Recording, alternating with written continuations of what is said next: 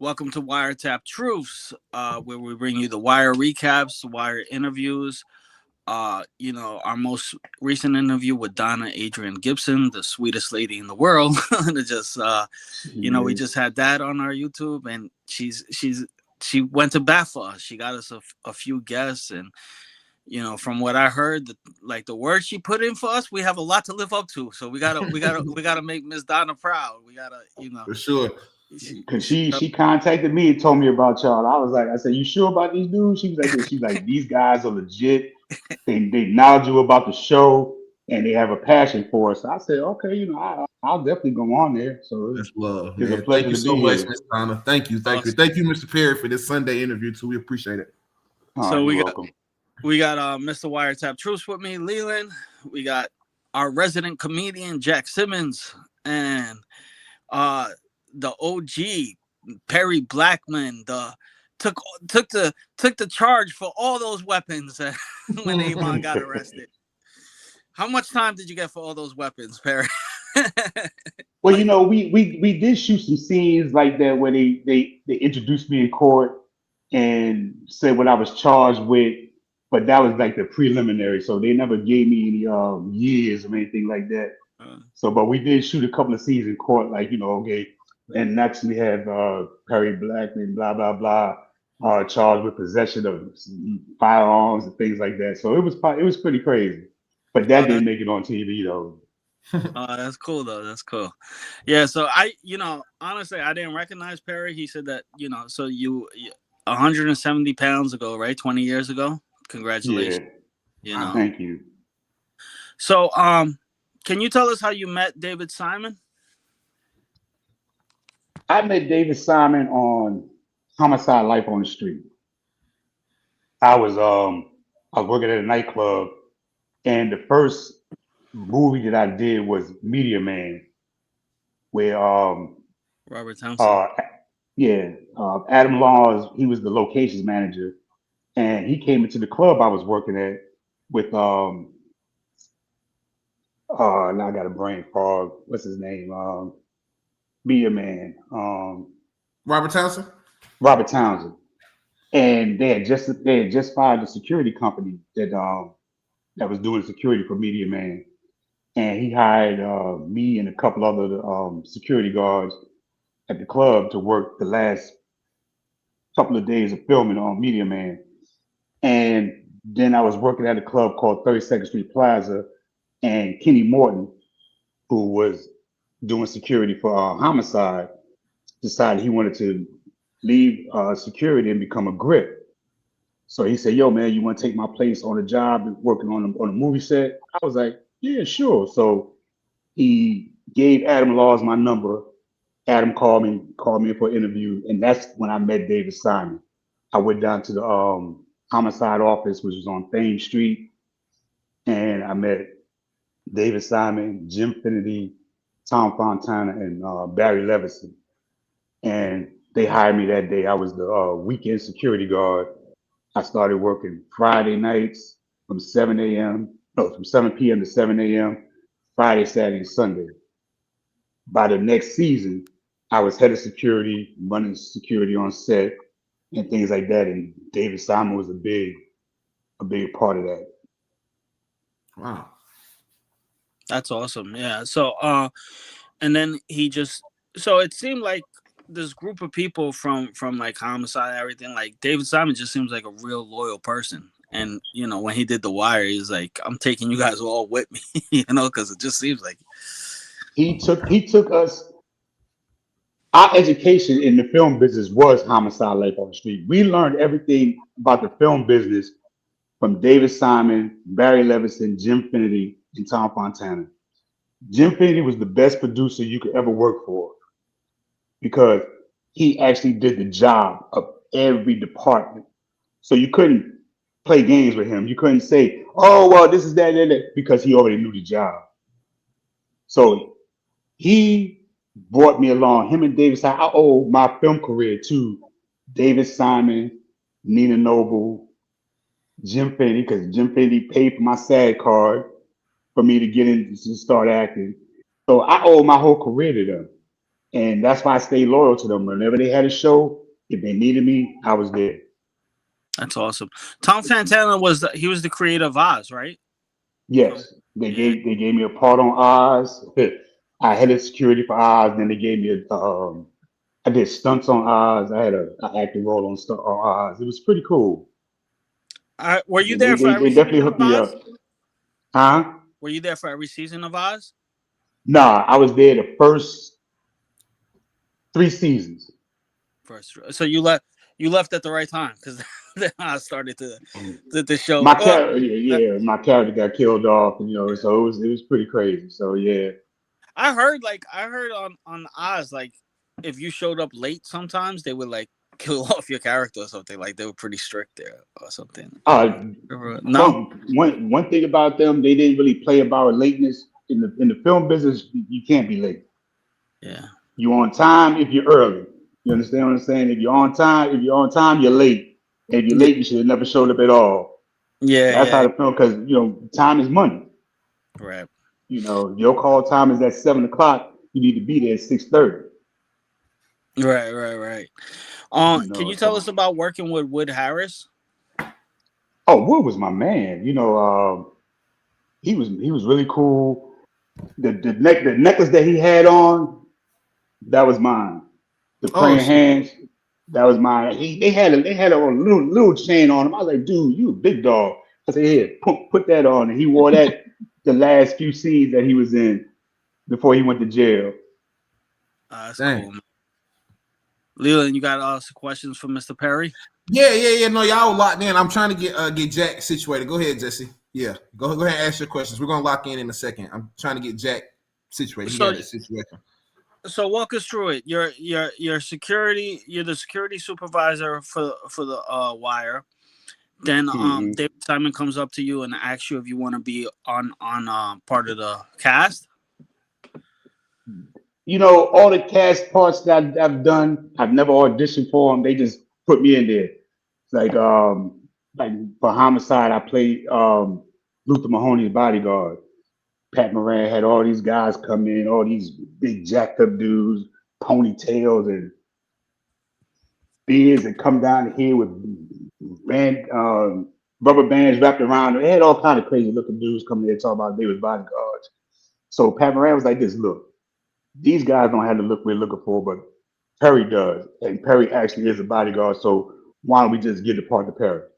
So after that, it was just like whenever they had a role that fit my persona, because I don't act, I just do what I do, and they just put me in there to do it. And I started working on the wire. I did Oz, and I did the corner. I played the police officer on the corner, Nice. and then the wire came, and then the next thing I know, I was Avon Barksdale's bodyguard, Stringer Bell's bodyguard. And it was a good time. You're Then part of you're part of a memorable scene that all those. In fact, all that is mine. That's like, Yeah. one of the most. it, it, it, it, it's funny. I used to go to the supermarket with my wife, and people would like, "Oh my God, that's the dude! Like you had all the guns on." I was like, so I it was love crazy. it. I was signing autographs and taking pictures. It was pretty cool. I love it. I love it. It was Jack, you like good, boss? I think so. Hello. Sorry about There we that, go. guys. Had a little All good. technical difficulties on my end. Nah, got Computers not everybody working. situated. All good. All good. Yeah. Awesome. So, I just want to ask. So, did you mentioned you found like you just happened to meet them? Did you ever have any like aspirations of working in the film business, or was it just kind of a thing they just decided to do one day? I just fell into it. I That's cool. had no ambitions on being an actor. I've worked with them. Being a bodyguard and doing security. I worked with rappers. That I met Method Man years ago when we was on tour. So me being an actor, never in my window. Wow.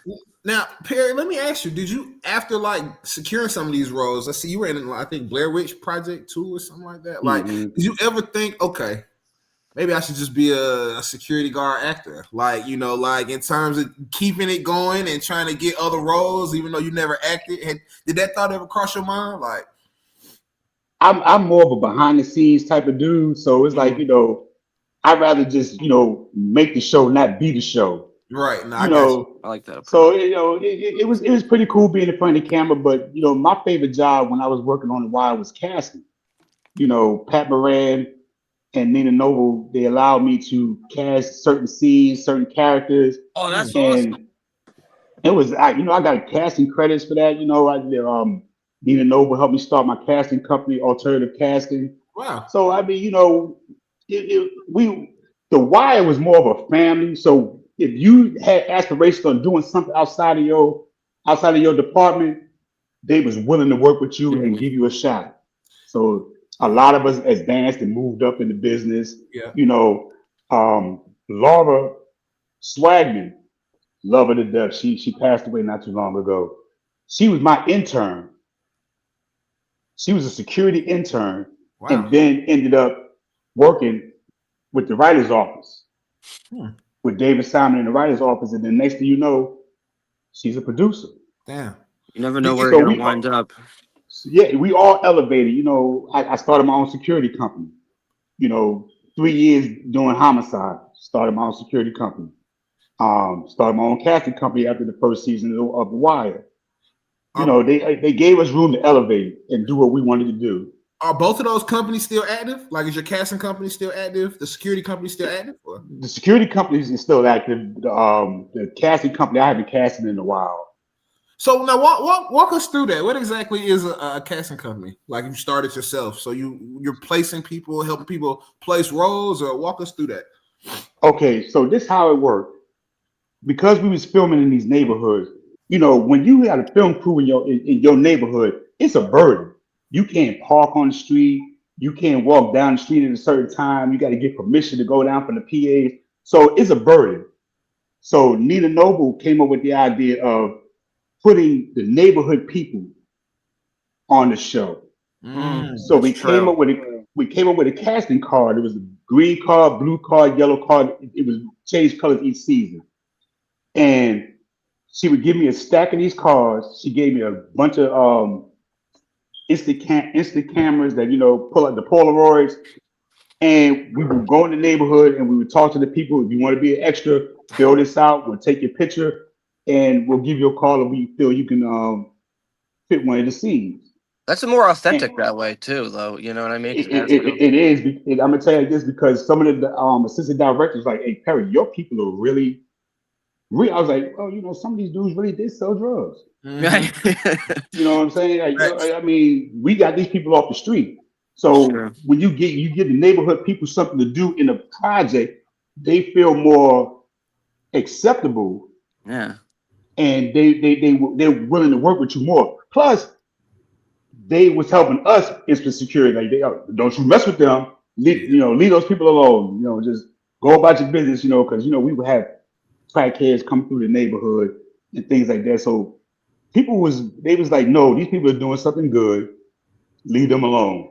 Mm-hmm. And we casted a lot of people from the different neighborhoods, and I got good at casting. So Nina came to me. She said, you want to do this full time? We'll help you out. And I started a casting company called Alternative Casting. But it makes it And more like a community thing. It seems like, you know what I mean. Like it's like the whole city works on it that way too. Yeah. I mean, let me tell you something. When the film crew moves into your neighborhood, either you can accept it or you can be mad about it, but they're going Right. to be there until they're done. They gonna shoot. They're going to shoot. Did you help? So Did you help cast any day players with Pat Moran? yes, Snoop was one of my Damn. biggest. Oh wow. Michael K. Williams called me one night. He was like, "Yo, bro, I got somebody you need to meet. We got to get her on the show." Now, the craziest part about that situation is 2 weeks before that, Ed Burns, one of the writers, came to me and said, "Look, we're looking for a young lady, pretty, young, but that probably could kick your butt." I was like, "Really?" He was like, "Yeah." So that it went in one ear and out the other because Ed was a jokester, so Ed would always say crazy stuff. So didn't pay no more attention to it until the day Snoop called me and said, "Mr. Purr, I want to meet you. Mikey told me to give you a call. I said, okay, we'll come to set. I told her where he was. I was sitting at the church. David Simon, Ed Burns, George Pelicanos, they was having a writers meeting inside the church. So they called me over to walk and they're like, Perry, somebody's here to see you. I said, send them to the church. I had never met Snoop. Didn't know what she looked Mhm. like. So when she's walking towards me, I thought it was a little dude walking towards me. Until she started talking, I was like, oh, what the? And then it clicked. It's I her. took a, He's a I woman. promise you, I took her straight into, I interrupted the writers' meeting, brought David out, introduced her to David. David took her inside the church, introduced her to Ed Burns and all of them, the writers that were there, and it The went from rest is there. history. You know, Perry, we were That's talking to Miss Donna about. I don't know if you got a chance to catch it. I think it's on. I don't think it's BET because it's too vulgar. It's on. It's on one of the streaming channels. It's called Trap Queens, and Yeah. they did a Snoop episode and broke Hmm. down. Her information. It was her speaking, and I was telling my crew like I didn't know all of that stuff about Snoop. Like I knew some of it, but I didn't know exactly how active she was at such a young age. I didn't know how active she was while shooting. Like Yeah. it was a phenomenal story into her life and everything she's been through. And then she mentioned we've had a few people on our podcast and they've all spoke very, very, very highly of Michael Williams. It's almost like he was this person who was just here to help people while he was on earth. And, he was such a giving person. Everybody spoke really, really highly about him. So just the fact that he was able to see her in a club and be like, damn, this is a shining light, And she said when he walked up to her, she's like, what the fuck you looking at? Like, kind of thing. What are you even, what you even doing looking at me kind of thing, So she's a phenomenal spirit. Her story is unbelievable, man. Some of the stuff she's had to persevere through, like it's unbelievable. Yeah. Snoop is hardcore, sweet person. I love her to death. That's like my little sister. So, the Y was one big family. We all, I hear that a you lot. know, Sonia's daughter when she got married, I was at the wedding. When Donna's daughter got married, I was at the wedding. Mm-hmm. They called me Uncle P. Mm-hmm. So we spent more time together than we did with our families during those 5 6 years of filming The Wire. And Wow. even before The Wire, like I said, me and Donna met on Homicide. So I've known Donna since 90s. 91, Yeah, wow. 92. And I see that We And Own This City had. Did you work on We Own This City? yeah, I was the COVID security manager on We Own the City. Nice. Okay. It Wow. seems Did like you a were lot you of were the you in same the crew show? was working on that show. Say that Sorry, again? just go Go ahead, ahead. Jack. Oh, I was gonna say it seems like a lot of the same crew like worked on all of these projects that David Simon made. Like it seemed like you must have. Did you find that like working behind the scenes of the wires, like oh, here's the same guys from before? Like it was kind of or was there a It, large it, change?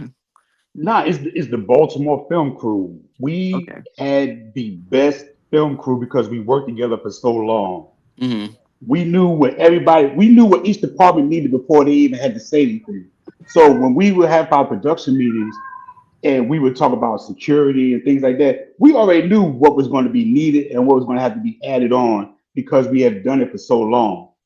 So when I say, okay, I need 12 guys on shift while we're filming this because we know we're going to be moving equipment around from one location to another, they just trusted the fact that we knew what we was doing.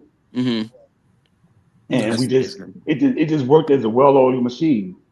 It makes sense when you're working with all these people for so long. You get into a rhythm almost. You just know their Hmm. habits, and it's a lot because a HBO. I imagine there's hundreds of people working on set at all times. I mean, when you look at the credits, I think I mentioned this in like a previous episode. It's just all these names. So having to like deal with that is one big process. It's good to stay in constant communication, especially we're talking about season 2 now. So like especially with the docks, and I was also curious like what was it like securing that area to film, because that must have been a whole other process, right? It was. I mean, we used a lot of manpower on season 2 because the docks was pretty big.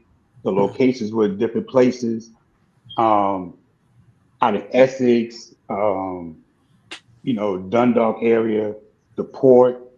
It was a lot to secure. So we had a lot of manpower on season 2. How true is that mentality of like for the people living there? Like Baltimore's all I know, yo. Like I hear like you hear that from a lot of the characters. Michael B. Jordan says like this is me. He can't even leave, go to the country, and I think D'Angelo even like alludes to like what would I do outside of Baltimore, and then Old Face Andre runs from the west side to the east side. And Proud Joe says The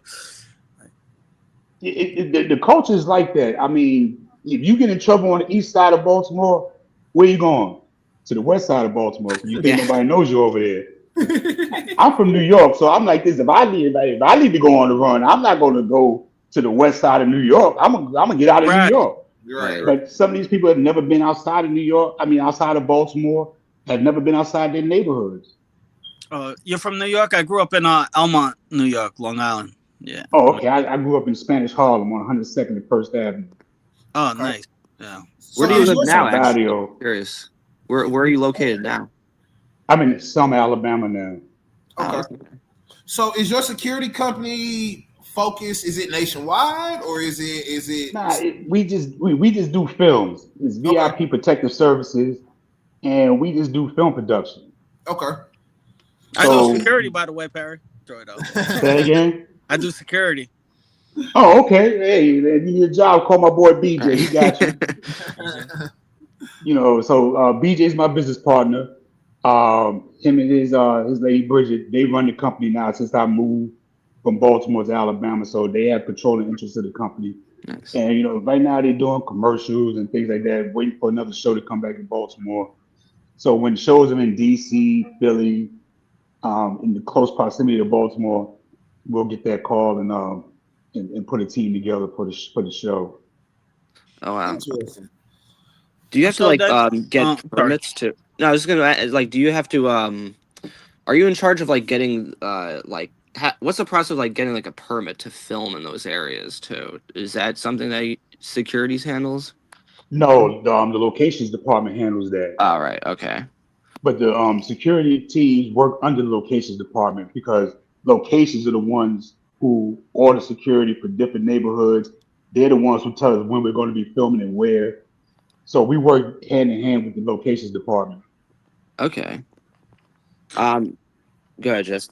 No, okay. Sorry, Jack. I just wanted to say before I left my mind too, like, it's funny that you said like the Snoop is pretty, but she could kick your butt kind of thing that you were looking for. Cause I'm like, and this is for the fellas. I don't know if you guys could go with me on this one, but she looked cute behind that motorcycle, man. She did. She did not like that look at all. I ain't gonna lie to you, boy. She did not like that at all. She couldn't wait to get them little things out of her Barrettes head, in her man. hair. Yeah, nah, that's such a I can't it's like this with everybody in the wire, even your character. I can't see nobody else in that face, like in everybody's role. I just can't see nobody else playing everybody else's role. Like I don't know. Like it seems like I don't know. Yeah, I get that, man. Because from what I understand, when I was doing casting, when we was looking for Cheese's character, Mm-hmm. we had a lot of people sending their headshots in. P Diddy sent his headshot in. What? Damn. I was What? like, No, that'd be crazy. I But said, Diddy's nah, a good man. actor though. Yeah. Now he's Yeah, gonna but send his. he wouldn't have been as silly as Cheese. Yeah, As Cheese Method a Man, clown. he couldn't have played Cheese like the way Method Man did. So Yeah, Cheese is a clown. Method Man is a natural. He's a comedian. I don't know if you're right. familiar with Power, Yeah.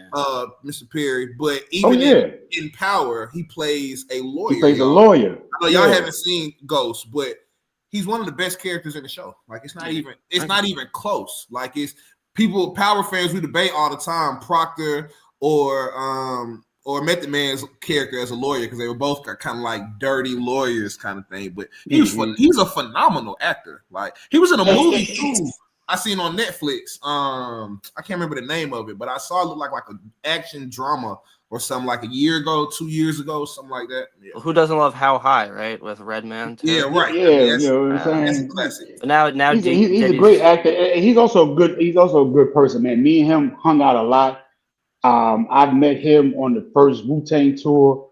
I was Okay. bodyguard in a group called Pure Soul, and we traveled together, and we was in LA, and we had a good time. And then next thing you know, fast forward 10, 15 years later, we're working together on The Wire. So it was pretty crazy. And then me and him, after one night we was filming, Def Jam Vendetta came out. I don't know if Damn, y'all look. So Yeah. we I know sitting what that there. is. Yeah. So me, him, we sitting in the hotel. I mean, and we're playing, and he has all the cheat codes. So he's using his character, and I mean, he's killing me. I was like, bah, he just throwing me all over the place. And my wife called me. It was like about 4:30 in the morning. She was like, "Y'all still filming?" And I was like, "Nah." I said, "I'm sitting in the hotel with Meth, playing a video game." And you told about she gave me 30 minutes. She said, "You got 30 minutes to get your behind home." Meth is sitting there cracking up because he's like, "Come on, man, one more." I was like, "Nah, I got to go. I got blisters on my thumbs from with the controller, man." That's So funny. I had to get home. Yeah, he That was seems like a crazy. genuinely good dude, man, on and off camera. It seems like, You were Yeah, I mean, and he was. I mean, we had one dude. We were sitting in this trailer one night, and it was late. We were over there over well, couple of days before we filmed the scene where I get arrested, Mm-hmm. and we're sitting in this trailer, and this dude. I mean, he had to be about 55. Came by with an old boom box, and he said, "Man, I just want to do a freestyle for you, Meth."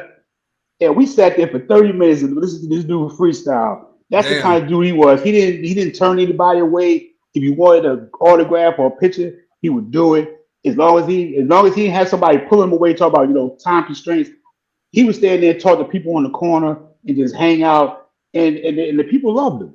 Yeah. he didn't view himself as like better than other people because of his, Right. um, He was just I'm just a dude I'm regular just a dude guy. for the projects. That's how he That's treated me. great. Yeah, that kind of makes sense too. I always thought this character that he plays, Cheese, is like a real, like, kind of a humble role for him because Cheese is kind of like a scumbag throughout the whole show, and he's not like Little one of the bit. Yeah. best. He's not one of like the cooler mobsters. He's the one that kind of just like he's kind of a snake. He kind of like plays back and forth, but he's also just really funny in that. We're watching season 2 now, so we're almost at the scene when he like robs Ziggy and Oh just yeah, yeah, takes yeah. Oh. his jacket from him, and he's like, "You think we would call him dead with his jacket?" Yeah, he's got good comedic timing for sure. Nah, he's funny. He's Yeah. funny as hell for He's sure. definitely funny. He's yeah. funny as hell. Wait, We so Yeah. we're big fans of season 2 on the podcast. We know season 2 catches a bad rap sometimes with Nah, season 2 was phenomenal, man. I ain't gonna Speak lie on to it. you, man. My some of my best casting was done on season 2. The dead girls in the container. I Oh, casted all those. Those are interesting. friends of mine that live down in Fells Point, and off of O'Donnell Street. damn. Me and the prop master Brooke Yaton, we knew those girls. We just was casting them. We was just taking pictures and putting them in. And Ed Bianchi, he was the director for that episode. And he was like, "Who got these girls?" It was like, "Mr. Perry did." I You imagine Now, know, that's hard so to do because you're a dead body. You can't move. Like that's a hard. right. That's we really actually tough. talked about that. We actually talked about that when we recapped the episode. We said credit to those girls because that was Yeah, they had to it's like. tough, man. I mean, one girl cried when she saw herself in makeup. She couldn't believe what she was looking at. Right. damn. And we was like, "Baby, you can't cry because you're gonna ruin the makeup. You gotta Yeah. chill." But Make her she blink. it just kind of just freaked her out a little bit. But Now, Perry, let me ask you this. It sounds like, because just knowing now that you casted the dead girls, it sounds like you really had a knack for casting people. Why didn't you like continue to stick with that? Like, because that's impressive. Like that you casted so many people, including these dead girls. Like, why didn't you like still continue to stick with casting? Like, what was that?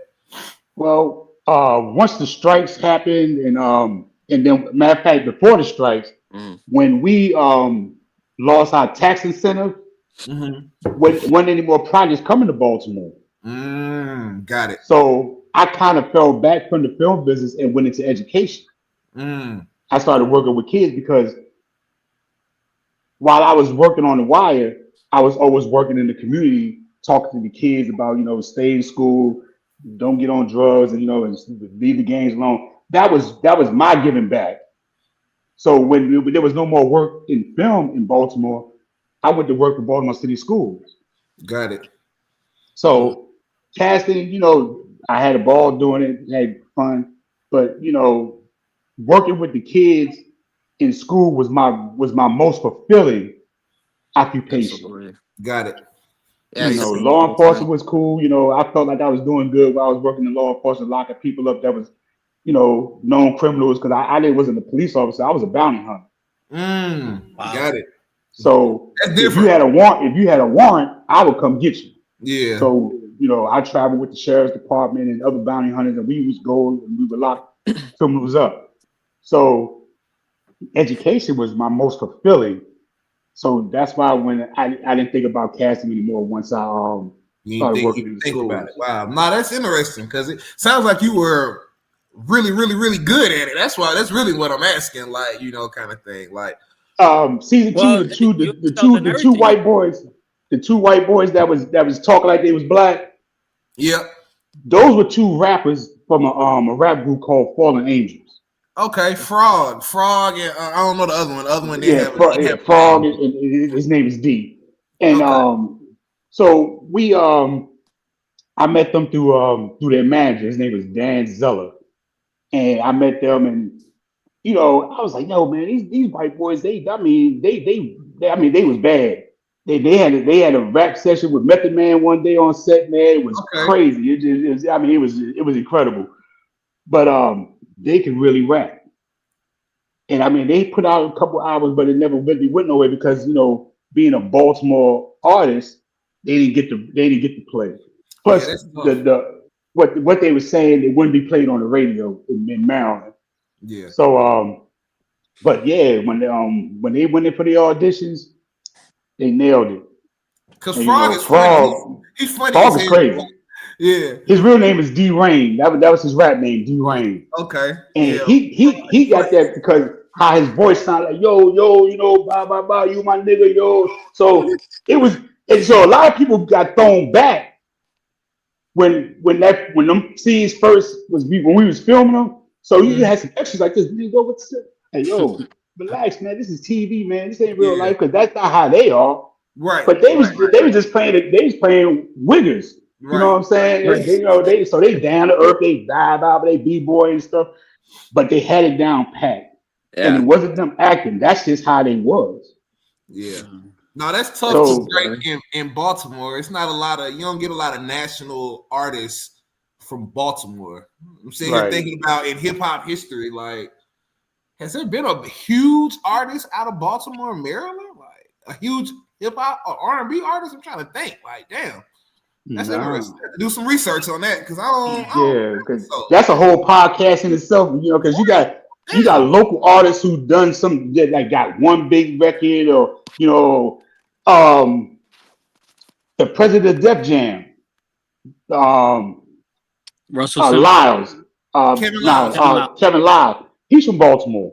Okay. Wow. I was his bodyguard when he used to be in the group called New Marks. Okay. Damn. And they had a hit song called North Avenue. That was their big song, but it was a Baltimore song. Because outside of Baltimore, didn't nobody care about North Avenue. Right, yeah. But I believe they wrote the song for Milli Vanilli that they lip synced. It was a whole crazy story behind that too. So, but he came out of Baltimore. He went to Woodlawn High School, I believe. Randallstown or one of those high schools was in Woodlawn. And he actually went to school with my ex-wife. So that's how I met him. And Baltimore is a real small town. So if you got a little bit of a name, somebody wants to get to know you. So he would come out to the club, and that's how I met him. And there's a lot of great people that come out of Baltimore, but you don't hear no real big fanfare over them. JPEG Mafia. No, I was gonna say you bodyguard for Michael K too, right? Personal bodyguard, or Yes, can you yeah, tell I do. can you tell us a little bit about that? Working with Michael. Michael, we wanted to make sure he was safe, wanted to make sure he was good. So when he was having issues, they called me Mm, because I was big brother to everybody, you know. And with my education and background and things like that, I was able to help him and keep him safe, other than just bodyguarding him. You know, gotcha. sometimes we as human beings we need help from ourselves. Yeah, yeah. So he was more than just somebody I work with. He was a really good friend, and his passing really hurt me. I can't Yeah. lie about that. His passing really hurt me.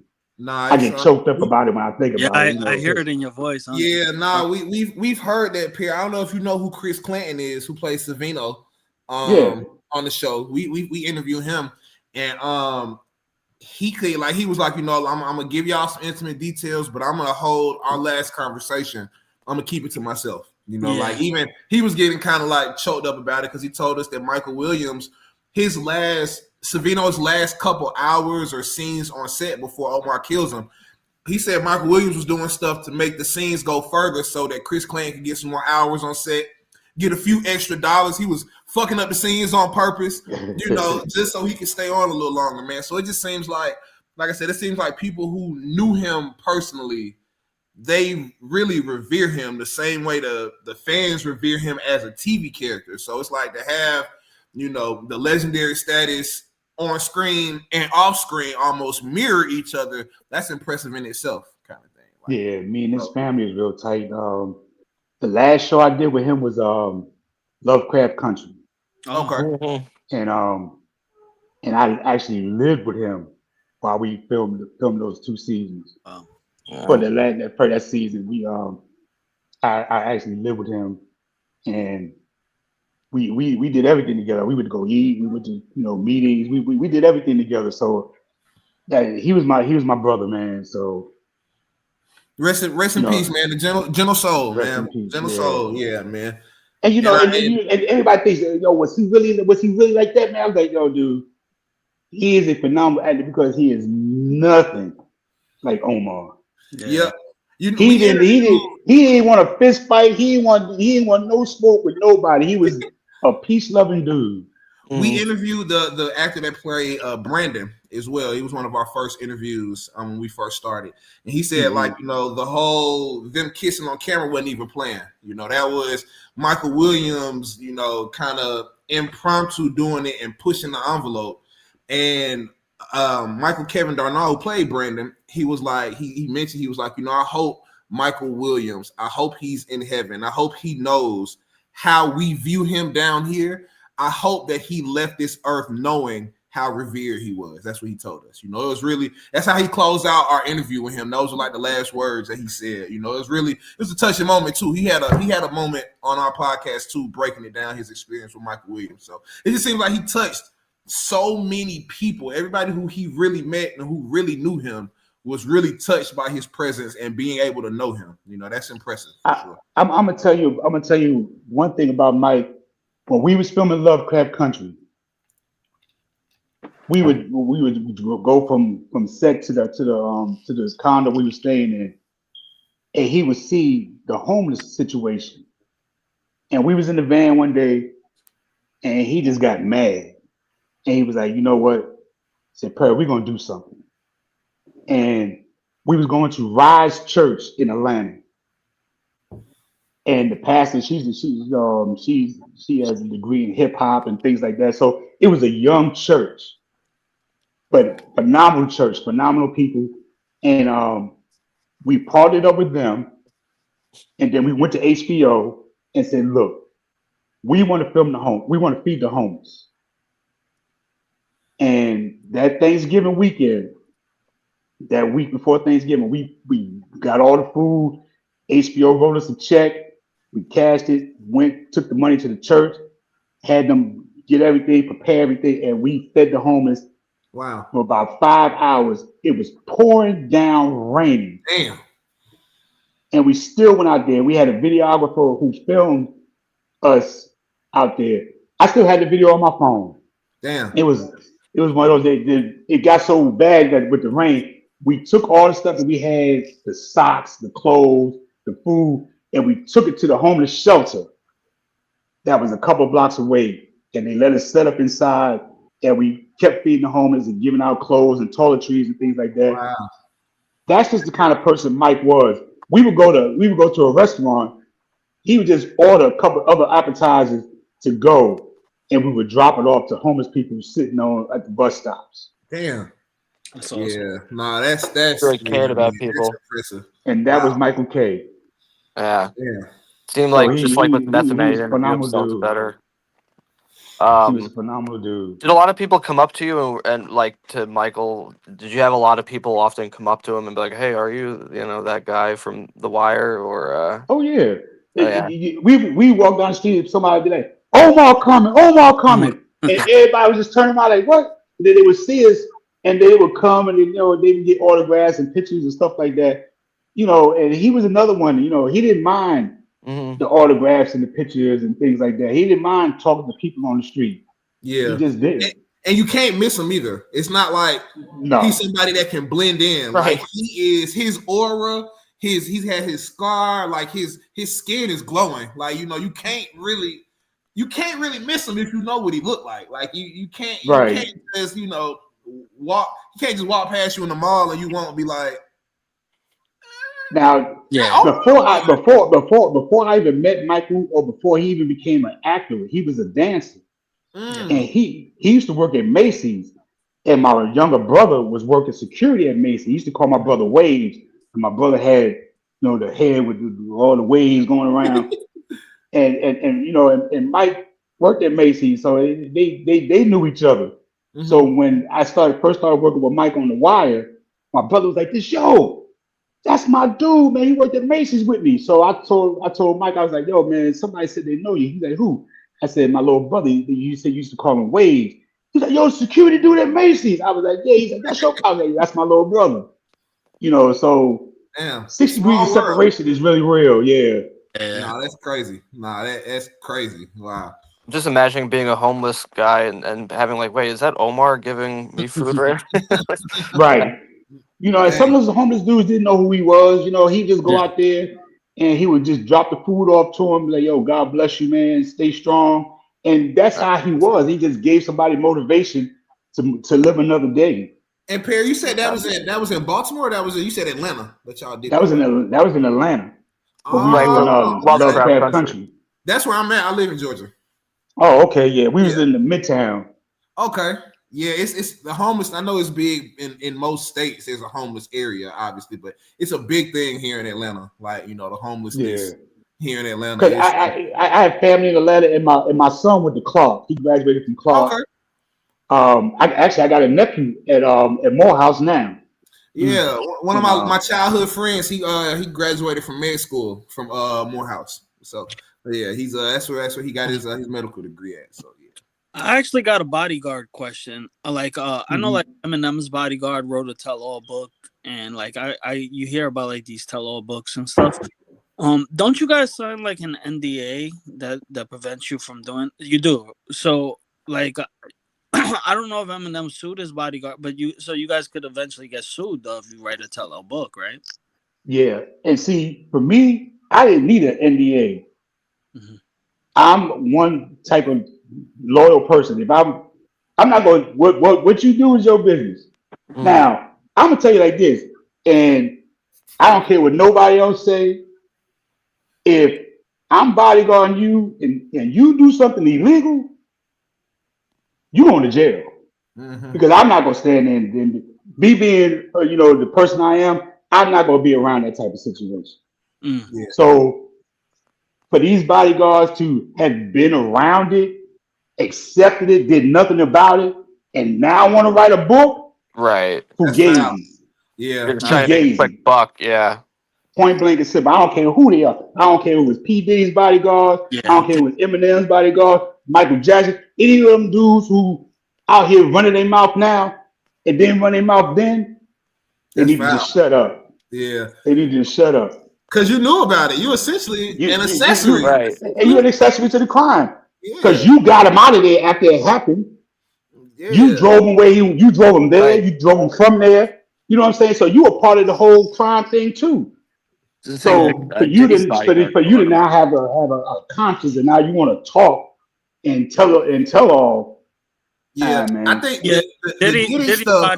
Diddy's Yeah. bodyguard is the one making the rounds now. Yeah. You know, Yeah. and that kind of like that goes into my mind. I'm like, don't these guys sign an NDA? You know, and I was like, but Anybody that's writing a book on Diddy, they should go too. They should go too. Right. I mean, it's been talks for years about some of the Diddy stuff, kind of thing. Like it's been rumblings all for years. I mean, 30 years back, it's been, talks about this stuff. So this stuff been going on, like you said, Mr. Perry, like, y'all knew about this stuff. So why even write the book now? Like, why even, So right, because if you wrote the book, you had evidence, you withheld evidence, you should go to jail too. Exactly. Like, So how does a celebrity know like a bodyguard that's loyal like yours, like for when Jack becomes a celebrity, when his stand up takes off? Well, I mean, most bodyguards that get jobs is like a word of mouth. You meet somebody who had a bodyguard or who was needed a bodyguard in the past, and you're like, oh, this dude is trustworthy, he's good, he knows what he's doing. And bodyguard is not so much as just being a big dude and knowing how to fight. Fighting ain't got nothing to do with bodyguarding because you can't fight and protect somebody at the same time. You got to know when to get out of a situation, when to leave. You know what I'm saying? You have to see things before it happens. Mm-hmm.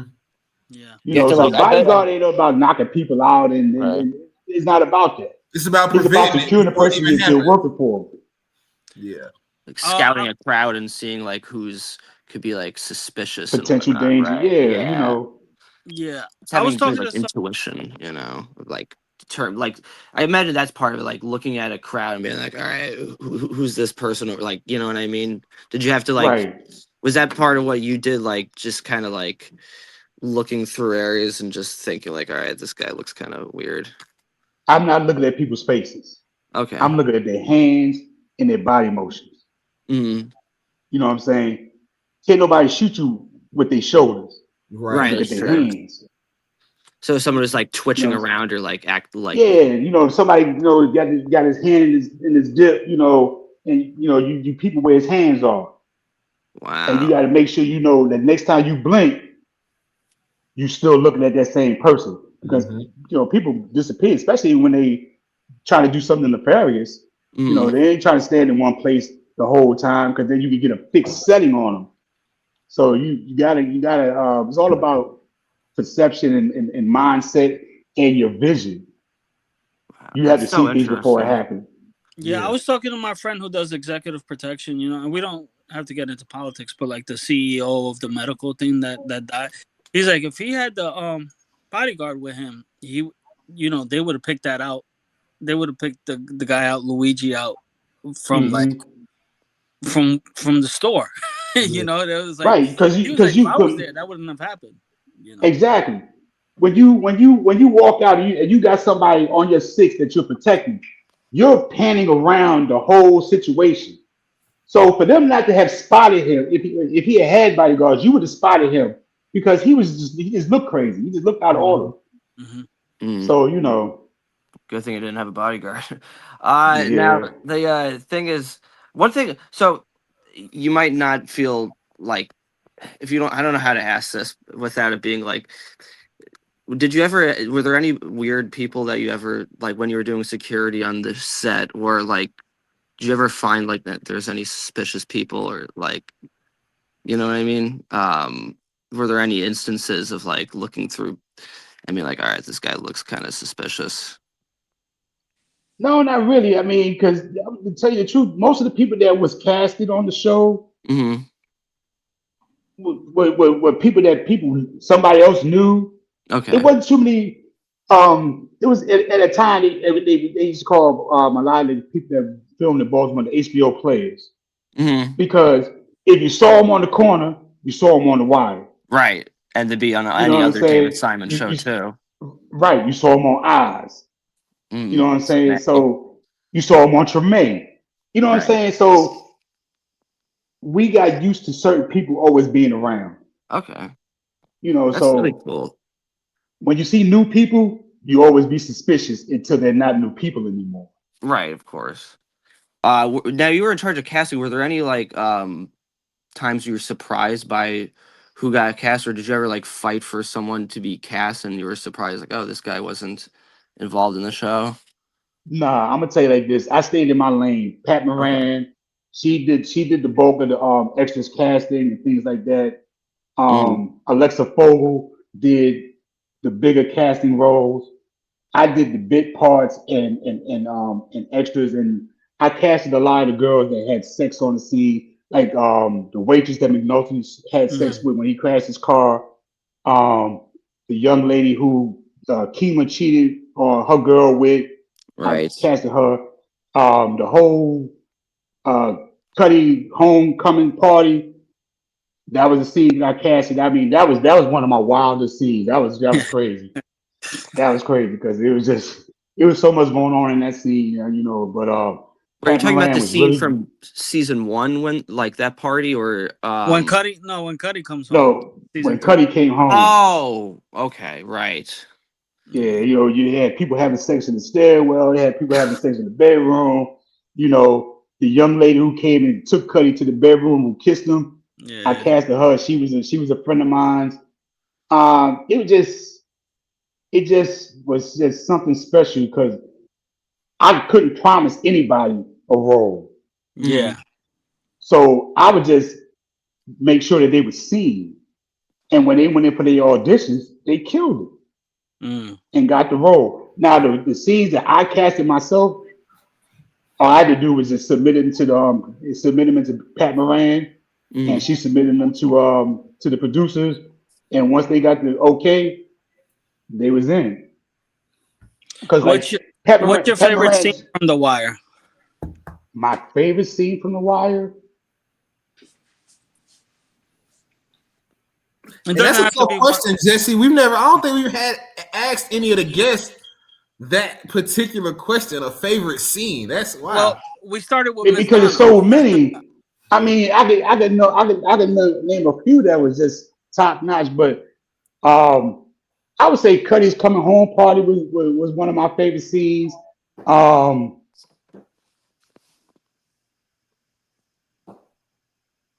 when they realized Frank Sabaka got killed, Mm. Oh that was man. that was touching. That was crazy because I mean, his nephew had just seen him, told him to go down there. He said, "Nikki, I don't want you to go with me." He said, "I don't Mm. want you with me." Yeah, that And then was. he goes, And he gets and then they killed. pull him out of the water. Mm-hmm. So Yeah. that was a really good scene. Um, That was the some top shit. basketball scene, the basketball game. Yeah. I casted that. Yeah, we love that Uh, scene. We Who talked did you about yeah, that in cast? our that Did you recap cast the episode. players? Like, did you cast the yeah, I casted the players? players. Okay. The one big player for Avon. Mm-hmm. That was my cousin Maurice. Oh shit. And Wow. so and then the little young boy on Pop Joe's side He's who from took and the one. game over at the end. He's from and Me and one. his yeah, me and his mom knew each other, so she brought him to me. Like, I got my son, he's a phenomenal basketball player, and so I watched him shoot. And I was like, all right, cool. So Bob Robert Colesbury was the producer. He was he was hands on with the basketball game because he was a sports fanatic. So he needed to know everybody. He needed to see them. He was hands on for the basketball scene. Yeah, So he's a professional street ball player, y'all. Jesse and Jack. I don't know if y'all knew that, but Okay. the guy mhm, that was on Prop Joe's team, and he was like, "Yeah, y'all down 12," and he looked at him, right. and then he put him in. He plays and one street ball. I don't know if y'all remember and one from And you 15, got 20 years ago, but and you got to think he an about and this. one legend. At that time, he was 17.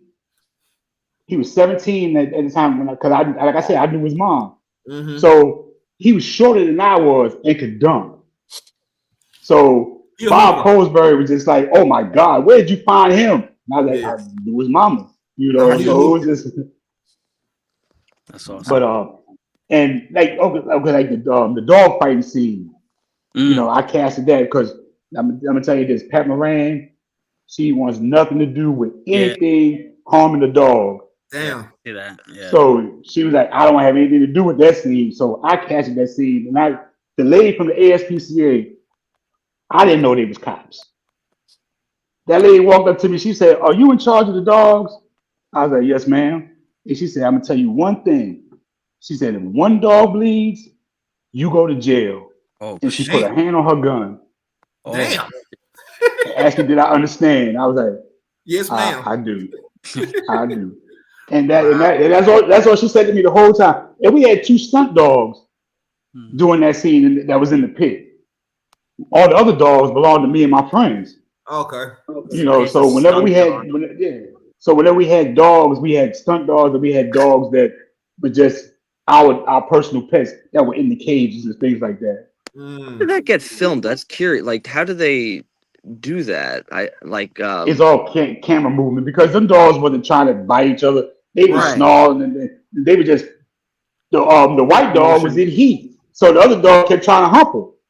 So it wasn't nothing vicious going on that day. Oh my goodness!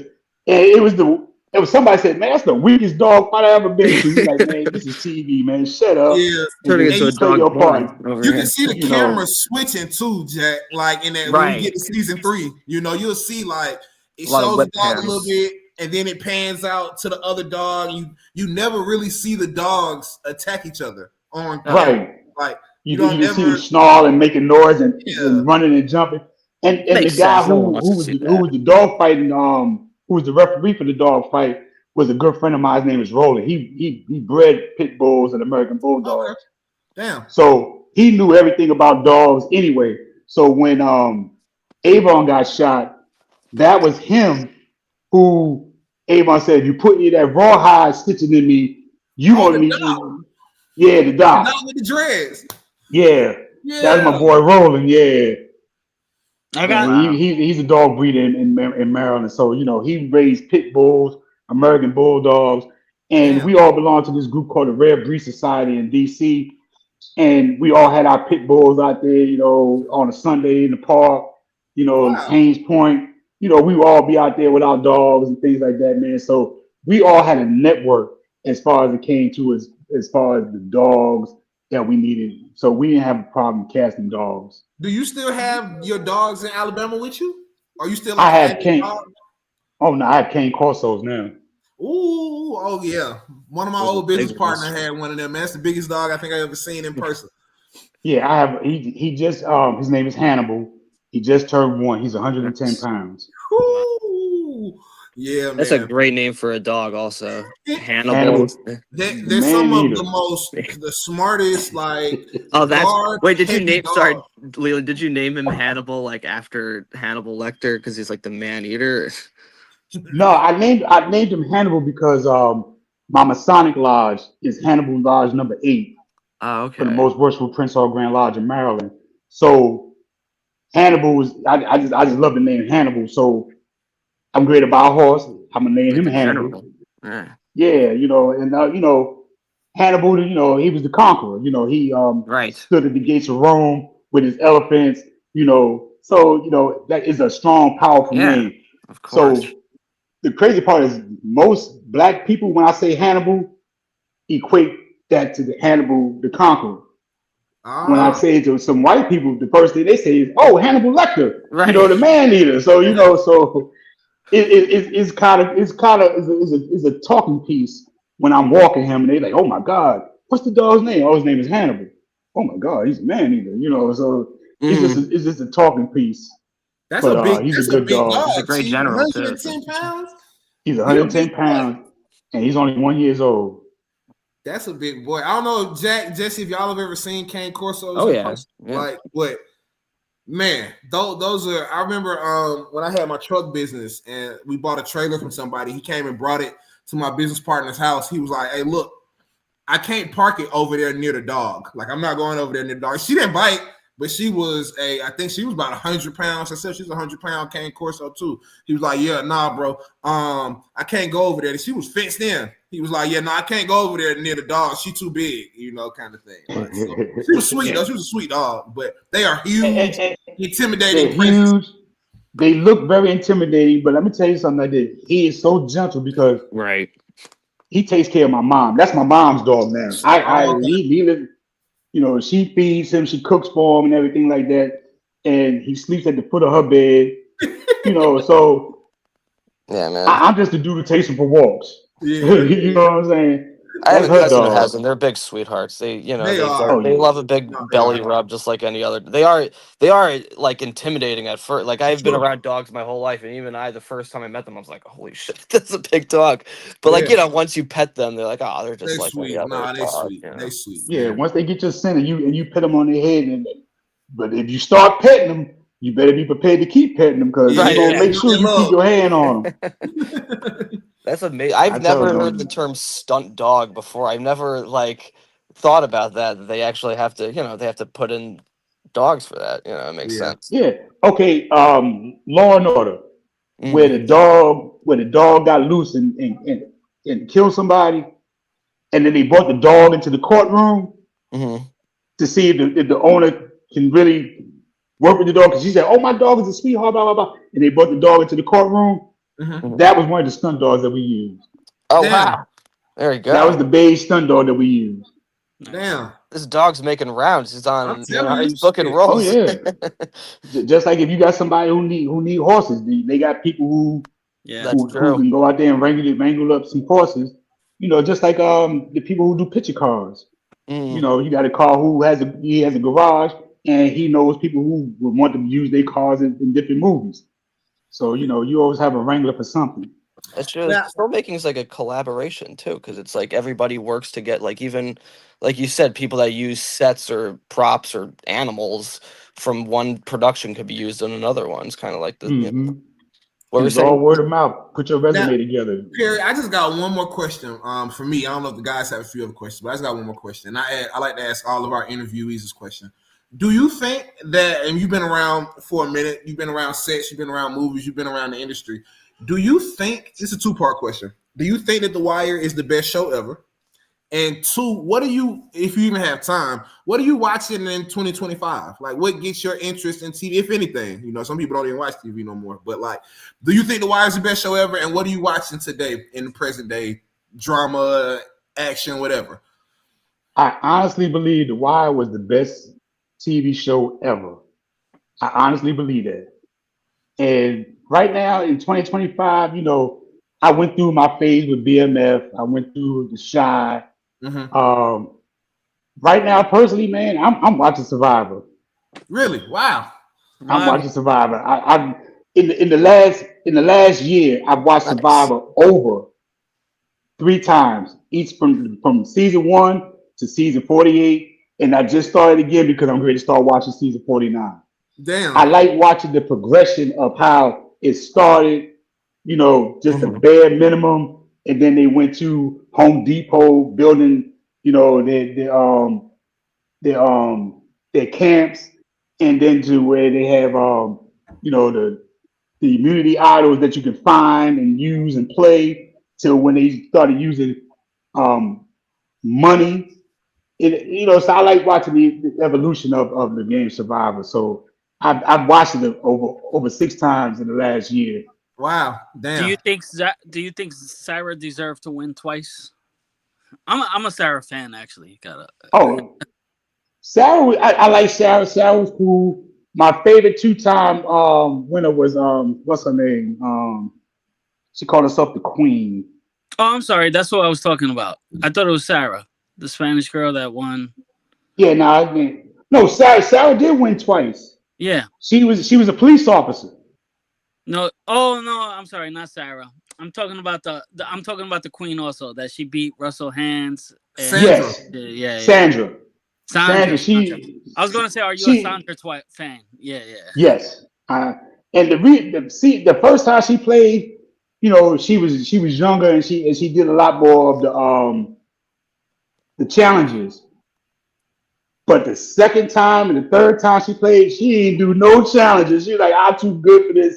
I done already won. Then when she won the second time, she didn't do no challenges because when she got to Redemption Island, Yeah. she was like this, oh, I'm above this. So she's like, Yeah. call the boat. I'm off of here because she was like, I'm not staying on this island by myself. So Yeah. yeah, I'm definitely a Sandra fan. Yeah. Didn't I? You know, it's funny. Doesn't Survivor? Didn't Sandra take a line, or a line of the episode was from the Wire? Wasn't the Queen stay the Queen? Isn't The that queen stays the queen. that's in the Survivor, right? I wonder if that goes Yeah. to the Wire. The King stays the King. I don't know. Well, the quote from the wire was, "If you come at the king, you better not miss." No. But then Wait, when hold up. D'Angelo teaches chess, also he says, "No, the King Yes, the stays the king is King." always the king. Yes, Yeah. because they was playing checkers. They was playing chess. They was playing checkers with the chess pieces. Yeah. Yeah. Yeah. Yeah. So yeah, the king stays the king. King So stays. she did say the queen stays the She queen. says the Queen stays the Queen, right? I wonder if she Yeah. got that from. Hmm. She gets some points for that, then. Oh, She locked definitely, in for bro. that. Yeah, I wonder Yeah. if she got that from the Wire. All right, so my final question for you. First of all, man, thank you so much for coming on. This is great. We love this background information, and you gave us like so much more detailed like stuff that so cool to know about your position and everything. So did you help out with the terminology, like when Chris and Snoop are looking at the security guard that Marlo kills, and they go, "Oh, no, he's not moonlighting," because a lot of people don't realize that some police officers moonlight as security guard as a part-time Right. job, or you're just a security guard like I'm doing right now, and you're not making that much money, but that's your job.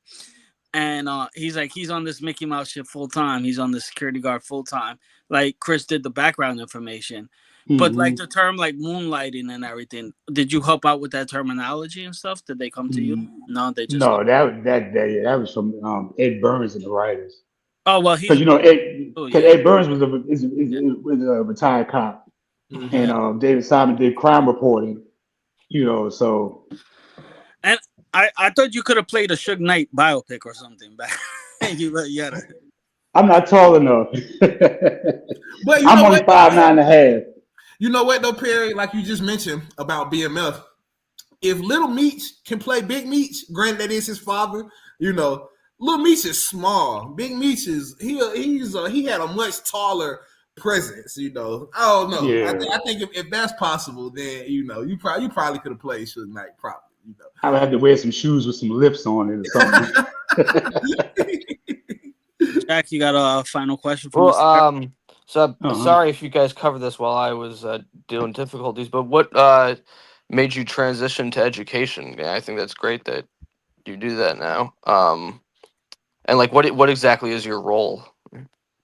Okay, so when we lost the tax incentive, there was no more film business. So Mm. I started as a substitute teacher, and they said I was being wasted as a substitute, so they brought me in as a hall monitor, and I was helping with the behavior in the school, the culture, the climbing culture, so they needed somebody who can deal with the students, who wasn't afraid of the students, and can get some respect from the students. And me being from the streets, once they knew who I was, and oh yeah, that's Mr. Blackman, and they started calling me coach because I coached football.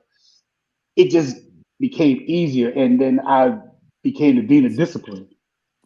Okay. So now, in my current capacity, I work at Wallace Community College as a success coach. I teach orientation class, and I teach soft skills. Okay. A Wow. lot of our young people don't have the skills they need to obtain a job, keep a job, know how to open up a bank account, write a check. Since they took penmanship out of the curriculum in school, I have seniors and I've got kids in college now that don't know how to sign their name in cursive. Yeah, that's crazy work. Yeah, You know, it's so a I valuable. have a passion for kids. I don't like anything being done to kids. Their innocence, Mm-hmm. and we got to keep them innocent for as long as we can. Yeah, So that's I deep. protect kids. I protect, you know, I want to protect their minds. I want to protect their innocence. I want to protect their freedom. So Hmm. I teach kids how to deal with police. Mm-hmm. I teach kids how to dress for a job, dress for an interview, comb your hair. You got a beard, brush your beard. Mm-hmm. You know what I'm saying? Look presentable because first impressions It's are everything. really what sets you apart from everybody else. Yep. Because if you got 10 people in the room wanting the same job, that interview process is the first time they're going to see you. So you have to put your best foot forward and make it happen. And it comes from a self confidence within inside of them to bring it out. If they don't have confidence in themselves, they're not going to do anything. Right. So we have to help them figure out what it is they want, come up with a plan, and then work their plan. And all it is, it takes patience. You Yeah, know, it's you like got to life sit down with skills these kids and talk essentially. to them. Man, that is phenomenal, man. Well, Mr. Perry, man, thank you so much taking time here on this here Sunday, man. We definitely appreciate you. And I ask all of our interviewees, can you just give us a little clip of you saying, please like, share, subscribe to Wiretapped Truths? I want to clip it up and put it all together. I'm trying to make a big intro video with all of our guests telling people to like, share, subscribe to Wiretapped Truths. So we'd appreciate that. I'm gonna tell all my friends that to check y'all out, and I'm gonna tell them to like, subscribe, to Wiretap Truths, because you guys are doing a good job. I watched Donna's interview. I'm gonna watch the rest of them, and I'm gonna send y'all some people. I'll email you some people that may want to get on the show, and Okay. because like I said, man, we was one big family, so everybody had stories, everybody has good times that we used to have. And because like I said, we spent more time with each other than we did with our families. That's Oh, love. wait. So I'm sorry. Just because you said that, I want to ask one more thing, and this is from Miss Donna who hooked up this interview. Can you tell us your favorite memory from one of Miss Donna's cookouts? Or Oh my goodness. Oh man. So whenever somebody from the wire had something, they always called me to make sure we had security on standby. So I always did the security for her cookouts. And I mean, her food is phenomenal. She got, and she had these big pit bulls. So they had their own kennel, but they stayed away from the party. But my favorite was probably the last one. It was so many people there, and me, Andre, Miss Debbie, um, um, Miss Lovejoy who played Pearlman. Mhm. We all took pictures that night. We just all hung out. That was like the last time we was all together. Wow. And yeah, man, that was my favorite one, man. We had a good time that day. And Love this. I Love that Miss Donna, man. That's a phenomenal woman right there, man. Goodness. Donna G is awesome, man. She is She awesome. is. Like I said, I was 22 when I met Donna, Wow. and Damn. we've been friends That's ever since. Her daughter's like my goddaughter. You know what I'm saying? okay. So when she got married, I was there. Mm. Wow. So Well, I don't miss those moments. We are a family. that's love. And Perry, if you have any, I know you said your security company is in another state, but if it's something where people can hire you all, or if it's like a link or anything where people can hire your company, send it to Jesse, and Okay. we'll put it in our links moving forward. Like we like to put all of our interviewees, whatever they do, the link that they have, it's a business or whatever, we'll put it in all of the videos moving forward. You'll see it in the description. So if it's All right, anything that send it to I Jesse. could do, Yeah. and it's called VIP Protective Services. BJ and the crew, Okay. Bridget and them, they do a good job. They'll take care of you and make sure your set is protected and safe. Good stuff, man. Well, Miss Perry, again, thank you so much. We appreciate it. This has been a Wiretap Truths, another phenomenal interview. We'll have this out to our fans within the next week or so. So please like, share, subscribe, comment. Wiretap Truths. We appreciate all the love, all the new fans, and we appreciate all the support. Again, Miss Perry, thank you so much. We appreciate you on this Sunday, man. Y'all have a good Sunday. You too, and let me know when it's going to show, and I'll put it on my Facebook and Instagram pages, so my people can go ahead and look at it and like, share, subscribe. We're gonna put Okay. it out on Friday at 5:55. You'll see Got it you. up Friday Friday at 5:55. 5:55. Yep. Awesome. All All right, right, you man. Y'all brothers have be a good one, easy and team. be blessed. Blessings, You Perry. as well, Thank you. sir. Thank you. All right.